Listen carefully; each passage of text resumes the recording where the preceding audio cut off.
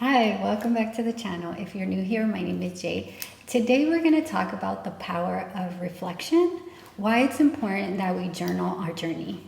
As someone who's dealt with many life transitions and had to start her life over several times, from moving to different cities, to job loss, to even dealing with depression and chronic pain, I learned that it's not only important to journal for introspection, but I think it's imperative for our mental health. To take it a step further, by asking yourself the right question, you'll not only shift your perspective, but your reality as well.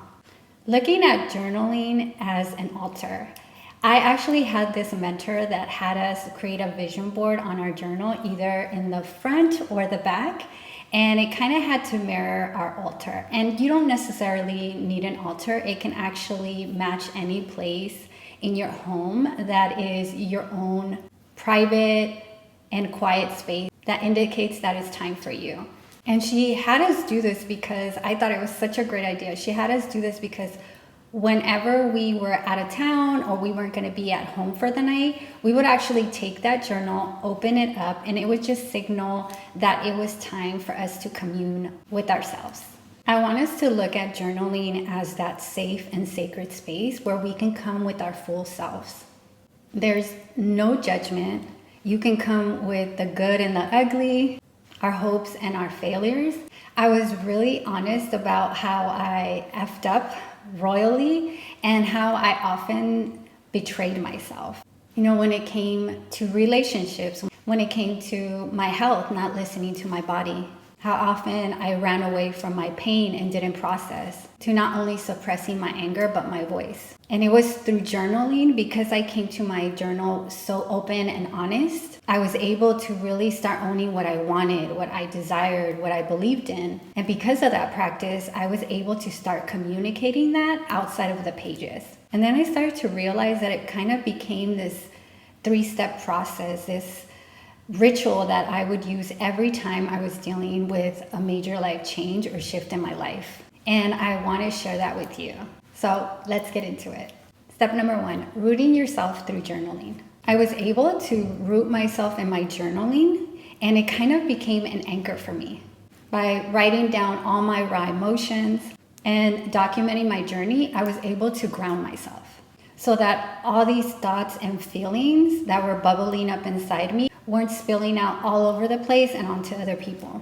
Journaling, allowed me to process all these emotions and provided so much clarity through difficult times. And here are some questions that I started to ask myself. Question number 1, what is this trying to teach you? And what role did you play in it? And when I say role, I say that because I know that my last job that I was let go from, I was really disconnected mentally and physically. Even 2 weeks before, I had already felt that it was taking a toll on me. And as someone with chronic pain, that was unsustainable for me. I actually remember thinking the Monday before I got laid off that I honestly just did this silent prayer of God, if I could just have a week off to rest, to be able to do my content. I had been doing my content on the side, and everything was just taking a toll on me. I couldn't be creative. I couldn't really focus at work. And being let go was an answered prayer, even though I didn't know it at the time. It really forced me to look at my situation and that I really need work that's aligned with my well-being. So it really is like a growth opportunity to find a better suited opportunity for us. Use this time, whether it's a job loss or a relationship ending, to look at what are these changes trying to teach us about our paths and our priorities. Question number 2, how can you show up so that you're more aligned with the person that you want to become? Because of the job loss, now I'm not only using this opportunity to create more content, but I'm also making sure that when I'm looking for work, that it's more aligned with what I want and need. So for example, if you're dealing with a relationship ending, maybe you compromise where you shouldn't. Maybe you're looking for a healthier relationship, or you're hoping to find a person that wants the same things moving forward. Or it simply could be that you need to be single for a while so that you get to know yourself again. Question number 3. What new paths are opening up? And what do you truly desire from this change? This shift allowed me to seek jobs that align with my values, offer a better work-life balance, and that allows me to be more creative. If I'm to reflect on my last job, the extended hours, the sitting down for long periods of time was unsustainable for me. This redirection might just be pushing you to consider what you really want. Think about what aspects of your life may be redirecting you and what new opportunities are opening up for you. If you're finding yourself that you now have more questions, I would check out the video Life Transitions, Identity Loss, that actually delves deeper into life transitions. And now moving on to step number 2, changing your perspective, embracing what you can't control.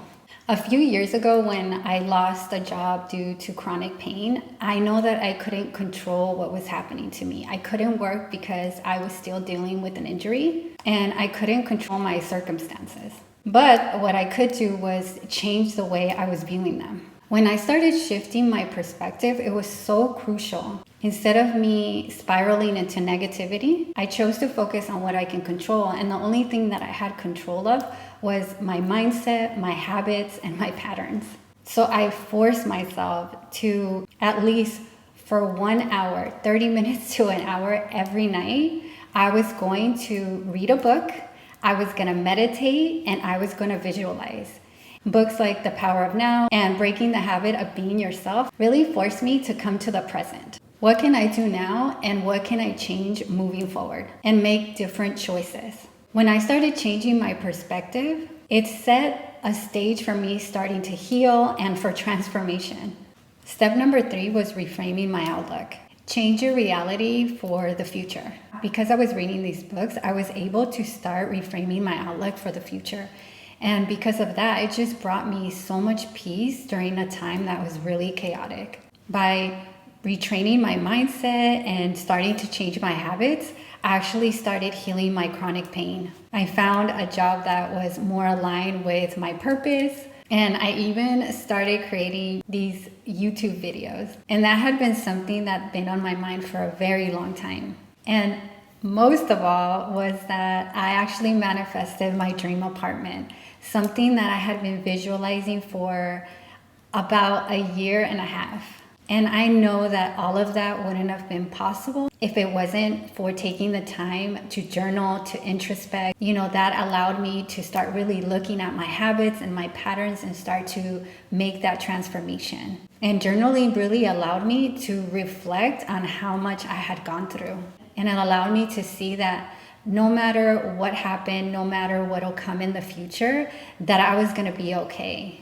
As long as we look at major life changes as an opportunity for growth and redirection. I want us to remember that major life challenges can be really difficult. And as long as you're patient with yourself and you're compassionate with yourself and use these opportunities for breakthroughs, you just might create the life that you really, really desire. I hope that you found these tips helpful, or that perhaps you are looking at a new way of journaling. Make sure to share your journal practice in the comments so that we can start creating a community that allows us to see our transformation. If you like this sort of content, make sure to like and subscribe. Thank you so much for watching, and I'll see you guys next time.